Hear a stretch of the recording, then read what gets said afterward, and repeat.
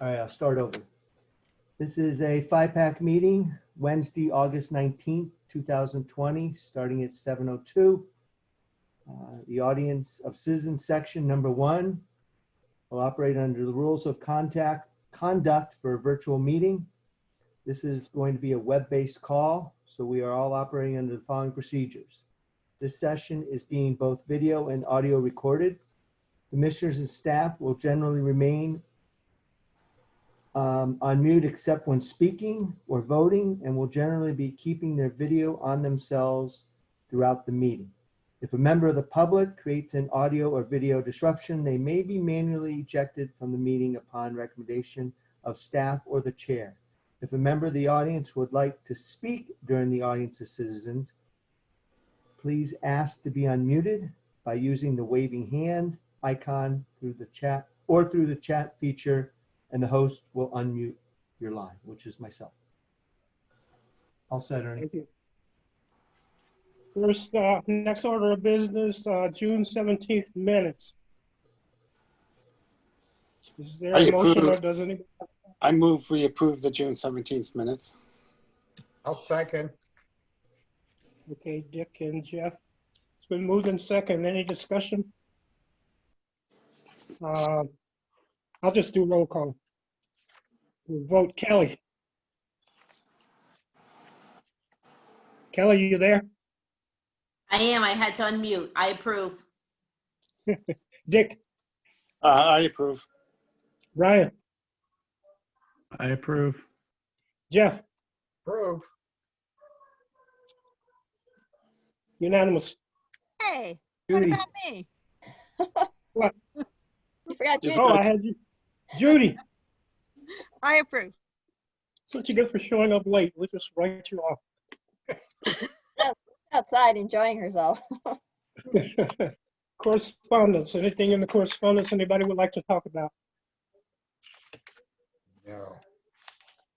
No. We have no old business, and so we move right into the new business.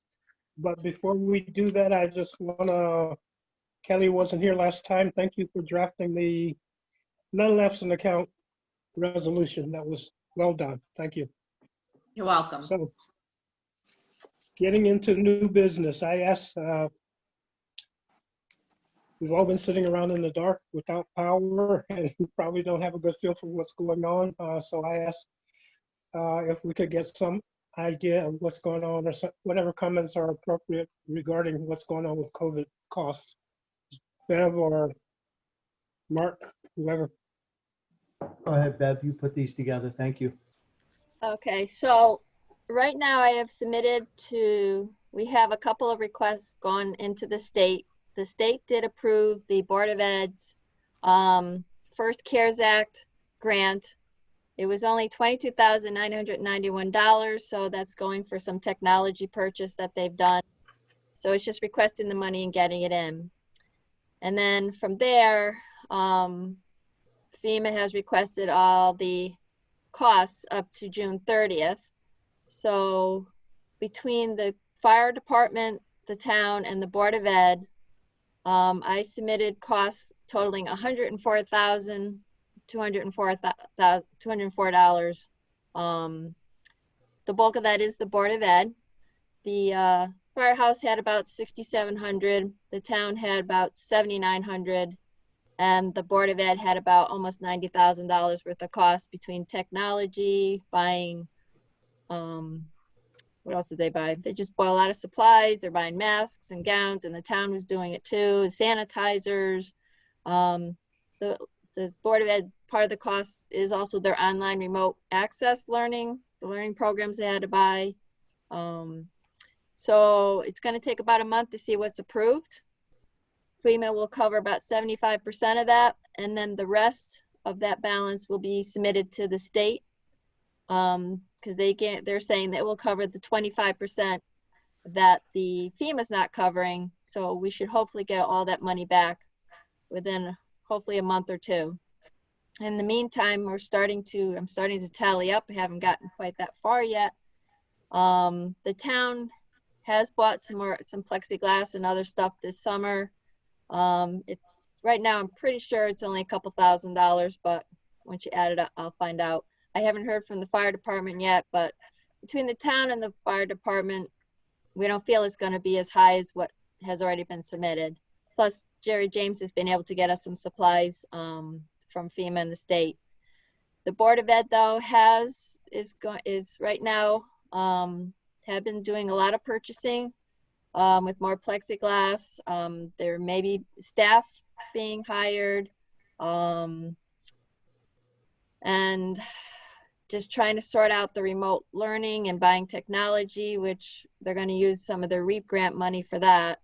Right now I haven't had a chance to tally everything up, but I should have something by the next meeting, since that's the next deadline. September 30th is the next deadline to submit for costs. So it's an ongoing process. FEMA has said they're being kind of lenient on what's being submitted, because they know that there's different variables and what is being needed purchased and all that.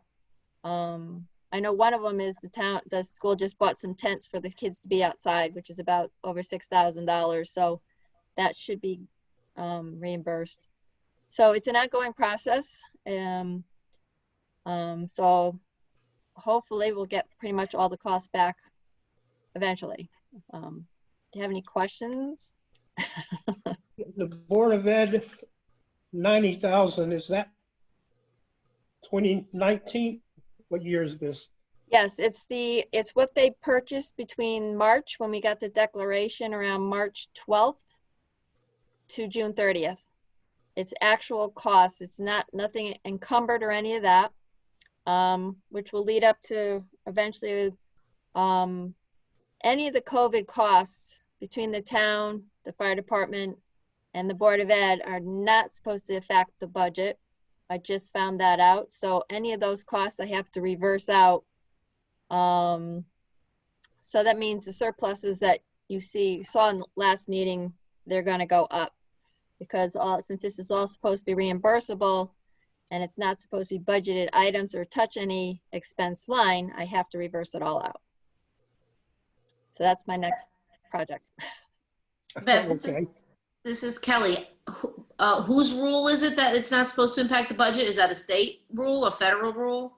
It's part of the, between the state and the federal government, they're saying this is not supposed to impact your budgets. So because it's going to be the anticipation is it will be reimbursed 100% between the state and the federal government. So, and I did check with the auditors, and they told me I need to reverse it out of any budget line.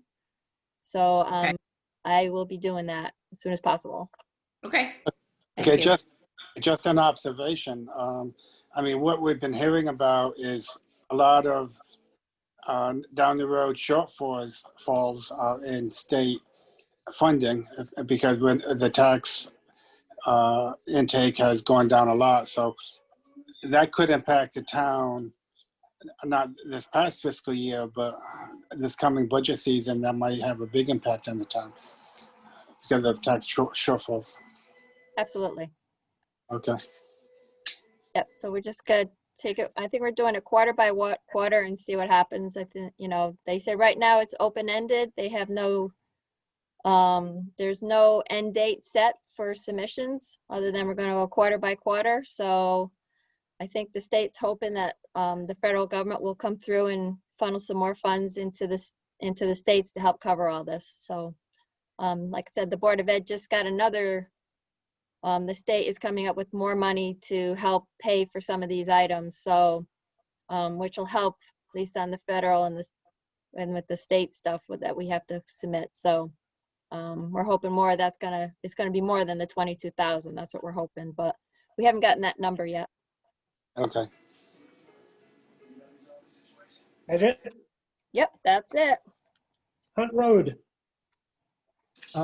We applied for a steep grant. We got very short notice, but we're able to, with the help of Bev and Jen and myself and our town engineer, we're able to apply for a steep grant for the Hunt Road Bridge culvert replacement. And we're asking for $120,000. which would allow us to move that project up 1 year, since the final installment is not budgeted yet. So we're trying to tie that in with the Monopond State Park and the need to keep the park working so that people during COVID-19 have a place to enjoy the outdoors. It was a little bit of a stretch, but we'll see if we can receive that steep grant. It's a competitive grant, so there's no guarantees. So the odds, I know you can't answer. I don't know. If we were building something that was directly tied to COVID-19, it would increase our odds tremendously. But with such short notice, it had to be literally something we had all our costs, engineering, everything done so that we could apply for it. So the culvert was the best He candidate. didn't emphasize that it's a safety issue in that area. Right. So it was emphasized in there that the engineers have deemed it unsafe. So we're hoping that's gonna That'll help. approval. Okay, Okay. storm damage, cost. We actually fared pretty well. I'd say it was some extra trees that we're cutting up, but the damage from the storm, a lot of the trees that fell, luckily, did not hit any of our buildings. A few of the houses in town, I saw a car totally smashed and one big tree on Hunt Road on the house.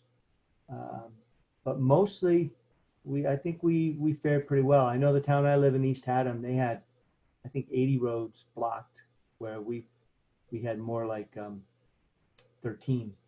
So it was a rough storm. It took a lot longer than anybody wanted to get power. There'll be a lot of action item meetings coming from this on what we learn, what we do better, how do we communicate better, what do we need for the future, such as, do we need a generator in the senior center for cooling stations during summer storms? So a lot of those discussions, especially with the school being in such limbo, with that being our main place of emergency place to go.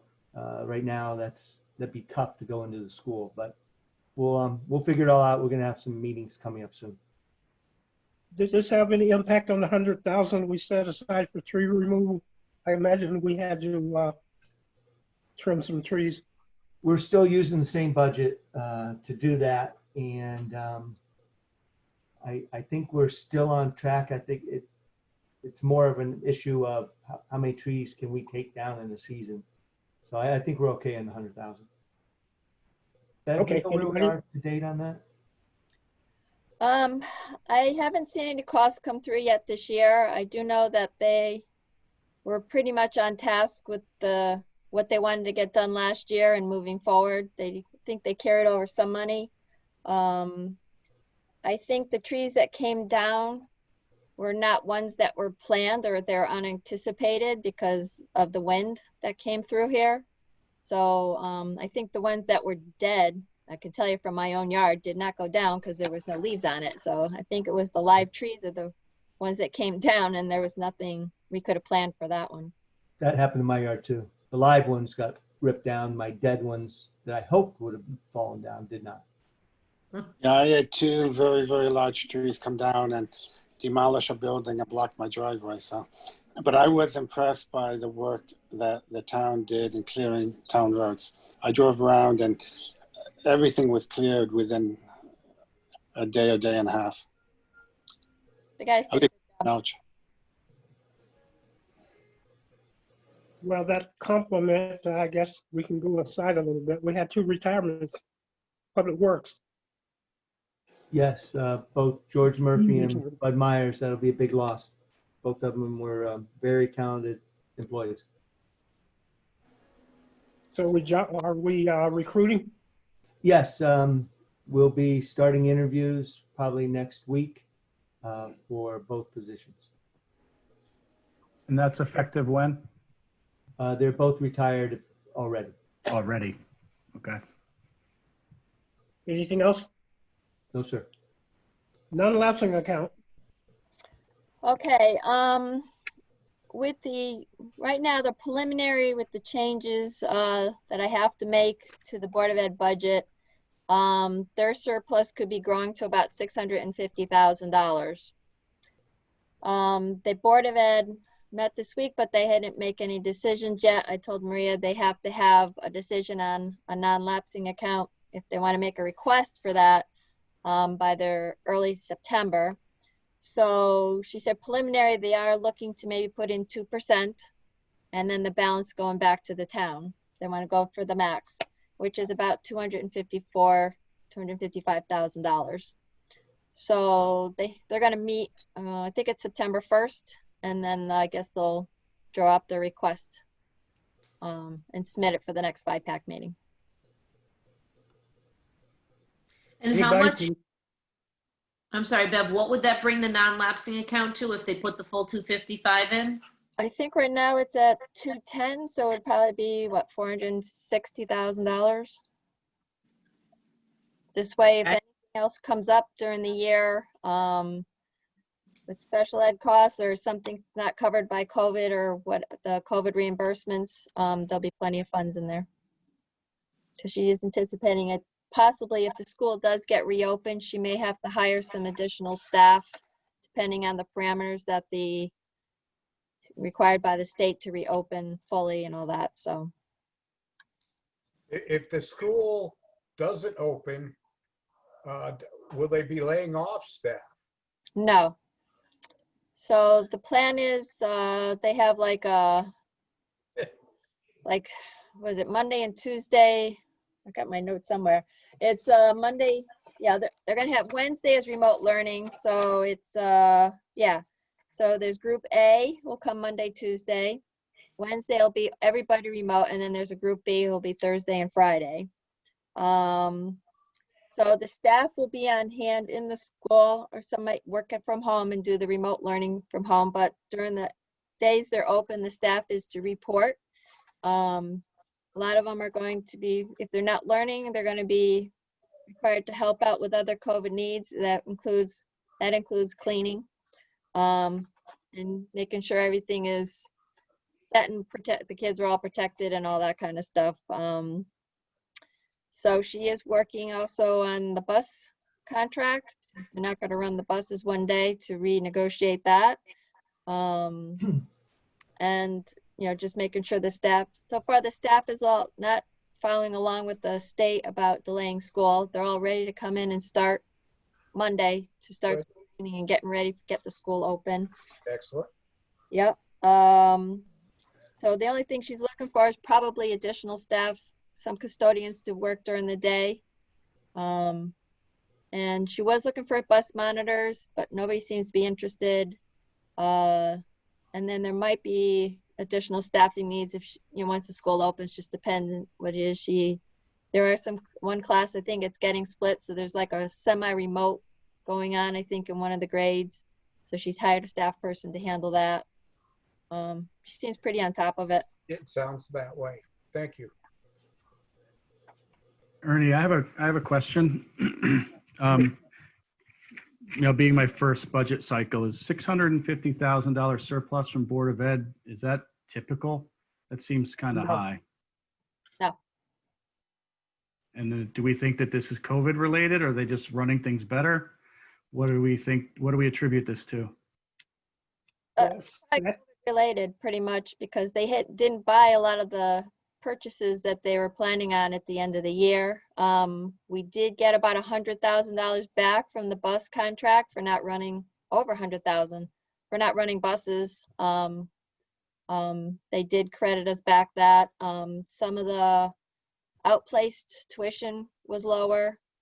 So there was and then just a lot of the purchases weren't done because nobody was in school. So, and they were using what they had instead of buying more stuff. So this is just Yeah. a typical year. Yeah, that totally makes sense. It seemed like a lot. It is a lot. But the previous year's surplus was what, 350? Something like that, yeah. Which I think what's happened, part of what happened is that the minimum budget requirement forced us to give them more money than they said they needed. Then the Gotcha. COVID on top of that made it 350 push up more like 500, 600. Yeah. So the question is, if because of minimum budget, they were running with 350 less than more, 350 more than they needed, is that going to happen again next year, current year? There's a possibility. I mean, if the school's not running at 100% like last year, that it could run again, especially you already know the bus is not going to be running 1 day a week. So there's already a credit probably coming for that. The state has already started looking at minimum budget. So probably in a couple of months, we'll see what they think. They gave last year, 600,000 was over budget. So we'll see what they say. We'll see what they say this year. Thank you. Yeah, I guess what I'm About sort the of, buses. Go So ahead. with half of the kids coming in each time is enough to keep separation in the buses, so we don't need more buses and drivers. I think that's something Maria's still working on. She did mention that there is lower enrollment. She said somewhere, I think she calculated 19 to 20% of the kids are not attending. They're all going to be completely remote learning. So I don't know if she tallied up how many are going to opt to take the bus. So they might be still working on that. What I've been hearing from parents is also a lot of parents are choosing to drive the kids to school rather than put them on a bus. And on the buses is pretty much family members anyway. So I think they would keep the family members together. But again, Okay. information.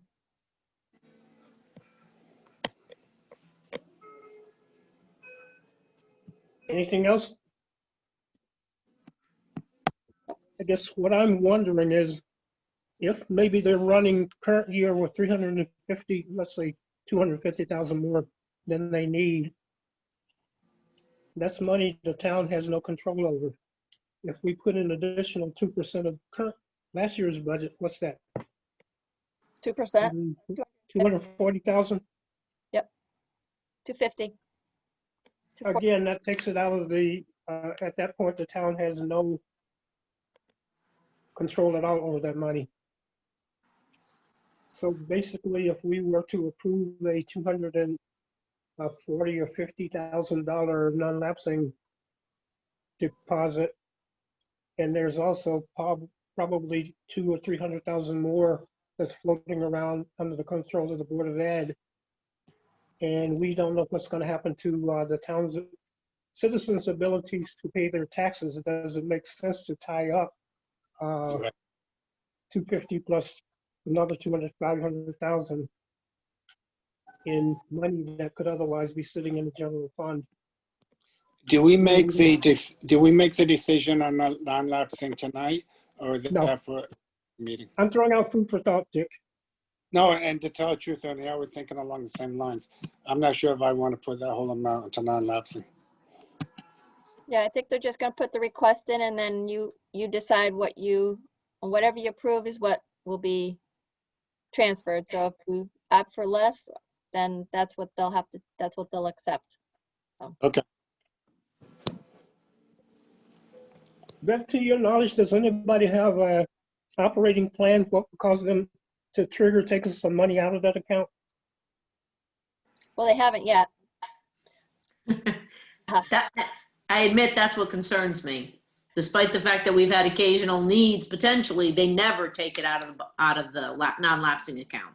No, there was, last year there was a potential, or a year ago, they had some families potentially moving in with special ed needs that were not budgeted, but then either they opted not to come or the need wasn't, they were able to cover it with the budget. There hasn't been anything out of the ordinary or extraordinary that has arisen that makes them think that they need, they had to go for it. And plus, just by looking at the budget, they just used their current year budget. So there hasn't been anything, as far as I know. And even capital, they've been able to cover, if it's not in capital, they use their own budget to cover things. So we've been very fortunate. Again, a major concern of mine is trying to make sure the town can get through the next, let's say, 3 years without a substantial tax hike. And again, tying up a lot of money in a non-lapsing account takes the money away from the general fund. And then we have to struggle in those meetings where we weigh the amount of salt that's in the salt shed, looking for nickels and dimes. Hey, Mark, did Carol give you an idea how the collections went in July? Did she give a percentage or anything? How it went? I know a lot of money came in, but I think we're pretty good. I'll follow up on that. She didn't run any numbers for me yet. And- Okay, again, my concerns are long-term. I like to look 2 or 3 years ahead. I know we can't do exact calculations, but we can at least think, plan it. Yep. plan it a little bit about. Well, if we're just kicking around the idea, it's so we're 2 years with 300 plus both years of surplus. Why tie more up? Well, that's a question, and I Yeah. think Yeah, it's, I mean, if they were struggling to make ends meet over the last couple of years, and it's been a struggle to get everything done, that's one thing. But my opinion is, it seems we might need it. Brian, you should be careful. You're starting to sound like me, and that's No, That's I okay. agree with Brian. The Fierce. problem is that we have to spend a certain amount of money because of the minimum budget requirement. right. And it's, I mean, we've appealed that with the state and lost and so on and so on. So we don't have a lot of flexibility in how we decide to do this. I mean, basically what it comes down to is we're not supposed to spend any more money or any less money on the school system than we spent the previous year. We can't redo the school system budget, so. That's a different issue. We're I not talking want- about putting. Go ahead. But I mean, it's all related because it's the amount of surplus that we get. And a lot of that surplus is from the school system. So Ernie, if the non-lapsing account is has very little money in it, and something happened with the school system, is the town able to take money from the general fund to take care of that? Yes, we have done that before. Yeah, so I don't see why we would want to put more in there. That's my opinion. Okay, again, they haven't asked, so we shouldn't generate a response or make a decision tonight. I just wanted to throw out some food for thought, and we've kicked it around. I'm glad Moving we on talked. Go It's ahead. making me think about. I'm glad we talked about that. It's making me think about what the non-lapsing account is really intended for, and we can talk about that at upcoming meetings when we have to make the decision. Right. Transfers. Bev, you want to walk us through? Okay, so these are all for last year, just to clean up some of the budget lines that went over budget at the end of last year. So there are 7 transfers. The first one is to cover some repairs, or really it's the COVID related, just to cover some what was used, but I need to cover it for now. So for $1,111, just to cover some of the supplies they needed for the van in the last couple of months to try to get it ready for reuse again this year, COVID protected items. The next one is $3,520. It is to buy a new speed sign for the resident trooper. Mark wanted a second one in town, so they are Why don't we give them a cardboard and a magic marker? there you go. It'd be cheaper. Well, we're taking the money from his professional tech line that we didn't need the funds, so. All right. Perhaps- All right. Can I ask, Bev, maybe this is better directed to Mark, but what's the useful purpose of this? We're having a lot of complaints of excessive speeding in our local roads. So as you go by the sign, it tells you what your speed is. This sign will also give us something new, which is data. It'll feed back directly to the resident state trooper office tell them every car that went by the sign and how fast it was going over the posted speed limit and what time that car went by. So when people scream that it's totally out of control and hundreds of cars are speeding, but maybe it's 2 cars always at 8 o'clock in the morning, we could maybe react more intelligently to solve it. Oh, it's, And does it retain personal identifying No. there's criteria? So it no doesn't video. capture the license plate? Nope, just tells us data of time and speed. Okay. So slow down, Kelly. All right. I will. They can, once they know a pattern, they can set a radar trap. Yeah. That's true. Right. Okay, the next one is $1,309 to help cover some, Public Works had some costs that came in for just repairing their equipment and the trucks and all that stuff at the end of the year. And you will see probably at the end also, there's another $3,117 transfer, similar. At the end of the year, there was some just multiple maintenance things on vehicles and equipment. So just to cover all that, there's two transfers for those two. There was another one for salaries in the assessor's office. There was a change in, we shifted some of the personnel that was in the tax collector's office to the assessor's office. So to cover that cost at the end of the year, we're transferring $1,395. The same thing at the senior center. She needed additional staffing because somebody was out or just helping around the senior center. So from 3 different lines, we're taking $1,590 to cover that. And then again, also at the Public Works, there was some additional projects and stuff like at the senior center painting or doing the grounds. So we use some of the part-timers, so they need a transfer of $3,079. So the total, all the transfers is $15,121. They're all coming from within the budget, no contingency transfers. And it should all clean up the lines for the rest of the year so I can close out 1920. Anybody have questions on any of these? If not, is there a motion? I move that we approve all 7 transfers as Bev indicated. Second. We have a motion and a second. We already discussed. Kelly? Vote. I please. approve. I approve. Dick? I approve. Judy? Judy wave. I approve, sorry. Brian? I approve. Jeff? I approve. Yes. I meant to say A, but instead of I approve, but whatever. Yeah. We forgive you. Okey dokey. Anything from the public, Bev, audience? I don't have anything. Mark, did you get anything? No, I don't see any chats. Okay, just something came up last meeting. Jeff wanted to serve on charter revision. And I had a question. Did you get a chance to look into that, Mark? Yes, we still don't have 8 candidates. We're working on that. So if you know, I know Kelly has volunteered, Jeff has volunteered. I gave you somebody else's name that was unaffiliated. Art something.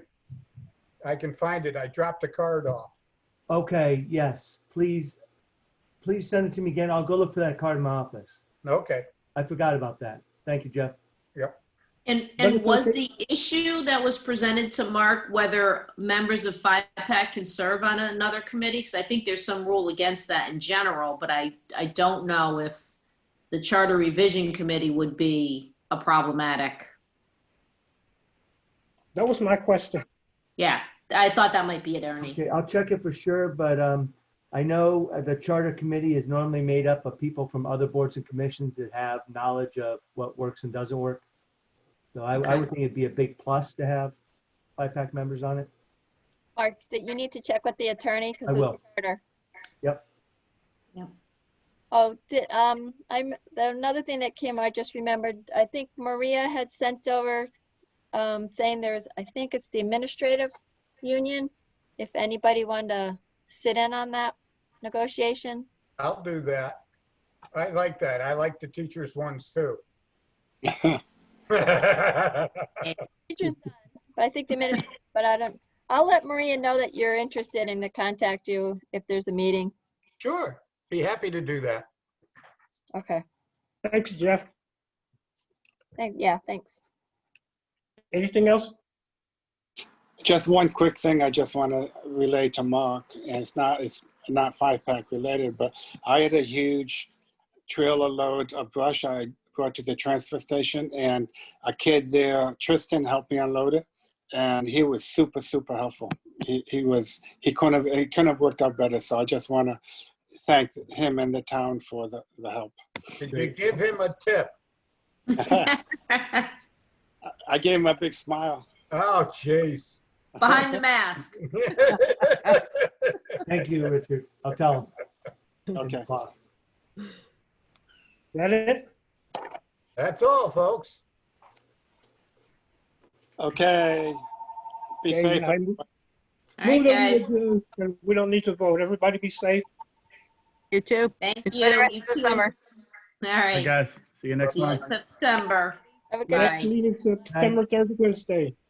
Thank you. Okay, bye. Did you adjourn? Yeah. 7:39. Bye.